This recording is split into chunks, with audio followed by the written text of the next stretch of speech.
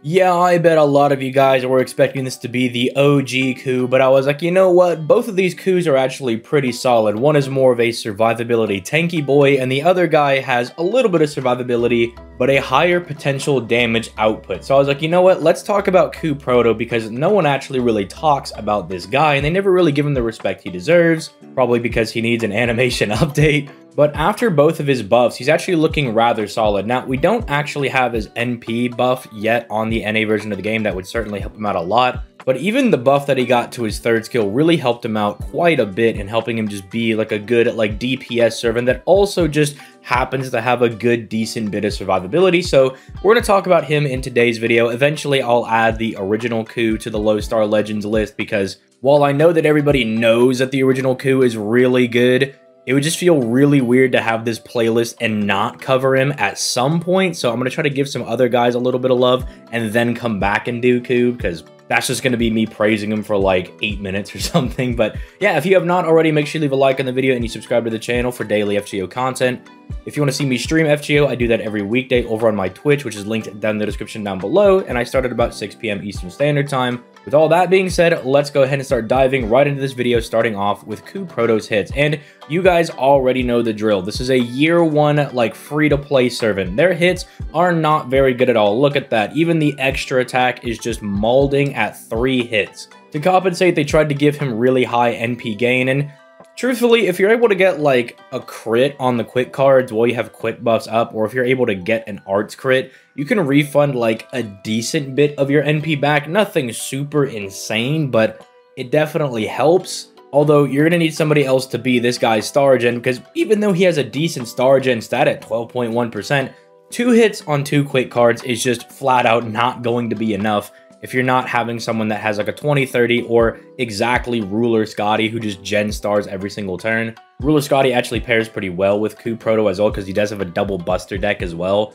so he can actually take advantage of doing some nice buster crits. But yeah, really, you're going to need someone else to gen the stars for him. And then if you can get a crit on the arts card when it rolls around, which as long as they're stars, shouldn't be a problem because he has his own star weight skill. So yeah, let's not waste any more time just dunking on the hits, because we all know they're really bad. They're not as good as newer servants. The older servants have got a little bit shafted. And honestly, I'm hoping that sometime in the future, they do actually go back and buff a lot of these older servants hits to kind of make them a bit more viable, because now it's actually pretty important that you're able to refund your own NP and do really strong crits, gen some stars, just because of how crazy everything is starting to get with the power cliffing in FGO, right, and how good newer servants are getting. But thankfully, Coup Proto, very similar to Yugioh that we covered yesterday, was actually given some really strong skills that do kind of age pretty nice. So starting off with his first skill, he's getting a 45% critical damage buff for 3 turns, and he's getting a 45% debuff resistance buff for 3 turns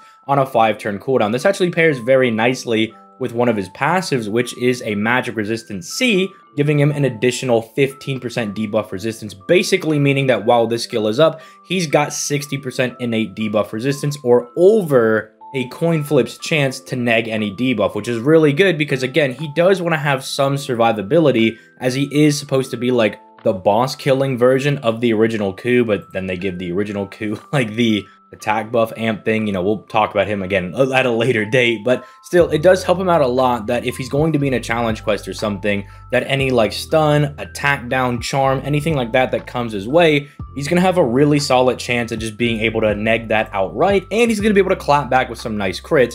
Now, 45% ain't exactly 50%, which is what Waiver gives, but it's still decent enough, and I do recommend that you level this skill so you can actually let him have a little bit of bite to those crits, especially because they gave him a buff to his third skill to help him out with actually doing good crit turns as well. Again, you need to have somebody with 20-30 or exactly Ruler Scotty who gen stars every single turn to really make sure that he has enough stars going around, but if you have stars going around, he can make himself look really nice. His second skill, this is literally just protection from arrows. It's the exact same thing that the other coup has. It's just 3 dodges that don't wear off until they're used, and they're on a 5-turn cooldown.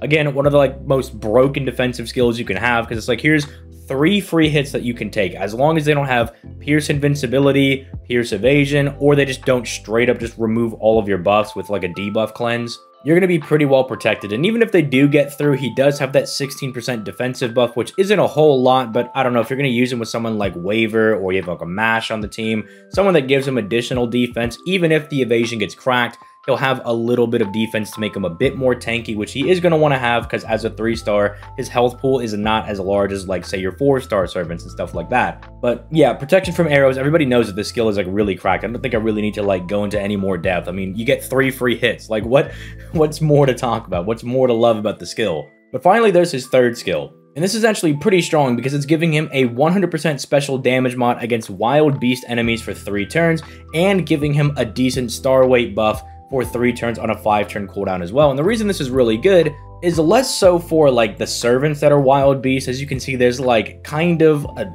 decent batch of them, I guess. I mean, dude, Kalain is going to be, like, the best guy to take down Tamamo Cat or Atalanta Altar, right? I guess you could say that. I mean, if you're struggling with Ivan and Lost Belt 1, bring this guy in there. He'll help you out there. But really, what I think is actually better are the wild beast normal enemies, because a lot of these come in Berserker varieties, right? Like the Chimeras, the Boars, even the Chickens, right? Like all these guys can come in Berserker classes, and it makes him really good for taking them down because he's going to curse smack them for a lot of damage, because his NP already does decent damage as a single target. Nothing super insane, but again, you got to consider that he is a free NP5 when you actually look at how much damage he's doing. And then if he can actually find any of these wild beast enemies, he will just absolutely lay the smackdown on them. And the star weight was really helpful because before, he didn't actually have that buff. And so it was like, yeah, he could do some decent crits because he has a 45% crit damage buff, but he was never guaranteed to get the stars. And so this really helped him out a lot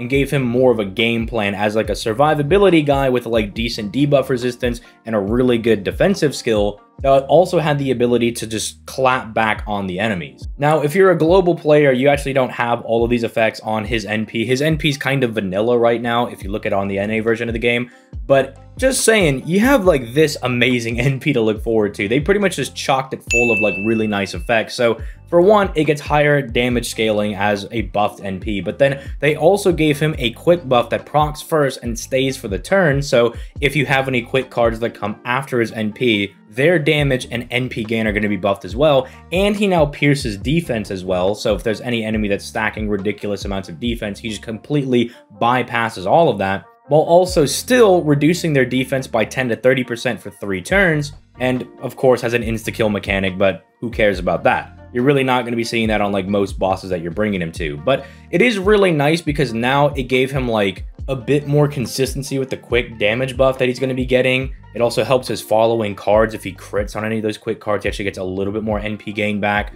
And then now, every time he fires his NP, he is stacking damage against the enemy as long as the debuff lands on them, right? As long as they're not like an enemy that just can't be debuffed for some reason. It just really helped him out a lot. And yeah, I know he's not like as spectacular as the other coup. I'd probably say the other one is better because that guy literally just cannot die, right? And so you could just theoretically bring him to any fight in the game and he'll just clap him up. Whereas this guy can still get caught at certain points. You get bad RNG, he could still get caught by the enemy, but he's still a very, very fine option. And he's one of those servants that I would recommend people to level up. If I'm giving him like a gold, silver, or bronze star, I'd probably give him a silver star. A really solid option to bring, but may not hold up with some of the other people that we're going to be talking about in the future. You might be able to slide him in as like a low rarity servant if you're just considering them. You might be able to slide him into like the bottom of the gold tier, but I feel more comfortable putting him at like a high-end silver star rating because he is just like a really solid servant, but does struggle a little bit when it comes to like getting his NP back. Also struggles a little bit with the fact that he really can't provide the stars for himself. He is going to be really reliant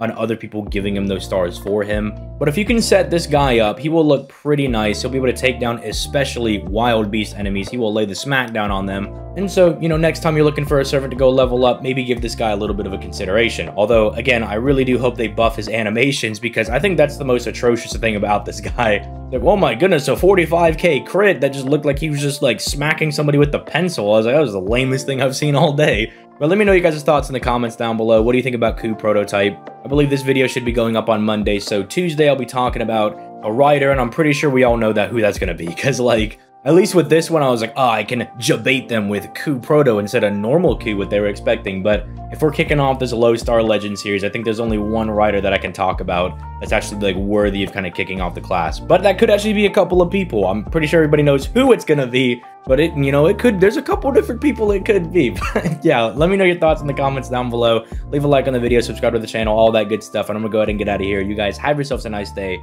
Peace. Late, guys.